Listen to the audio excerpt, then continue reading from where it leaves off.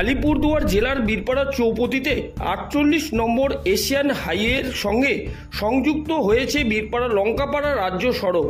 ওই সংযোগস্থলে বীরপাড়া লঙ্কাপাড়া রাস্তার একাংশে অনেকগুলি গর্ত তৈরি হয়ে রয়েছে প্রায় ১ বছর ধরে। জায়গাটি মেরামত করা হয়নি।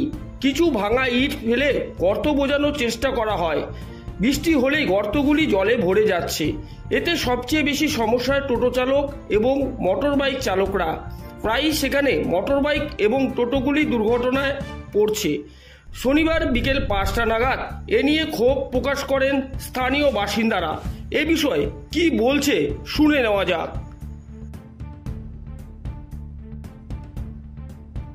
এটা খুব মারাত্মক গর্ত হয়ে আছে, জল জমে আছে। এখানে নালার কোনো ব্যবস্থা নাই, যার জন্য বারবার এখানে জল জমে গর্ত হচ্ছে। আর টোটো গাড়ি কয়েকবার এখানে দুর্ঘটনা ঘটে গেছে, মেয়ে ছেলেরা পড়ে গেছে, বড় বড় গাড়ির ক্ষতি হচ্ছে, তাদের ব্রেকডাউন হয়ে যাচ্ছে। এটা প্রশাসনকে খুব ভালোভাবে দেখা হচ্ছে। রাস্তা তো একদম অবস্থা খুবই খারাপ। এটা জল দেওয়ার কোনো ব্যবস্থা নেই, যার জন্য বিল্ডিং নিচু হয়ে গেছে, রাস্তা নিচু হয়ে গেছে, প্রশাসনে কিছু দেখছে না। আপনার নাম? আমার নাম মানিক পাল। বিভিন্ন সময় বিভিন্ন আপডেটের খবর দেখে থাকি। কত দুর্ঘটনা থেকে শুরু করে ৪৮ নং এশিয়ান হাইওয়ে বিভিন্ন দুর্ঘটনার খবর আমরা দীর্ঘদিন ধরে দেখে আসছি ডুয়ার্স টাইম নিউজে।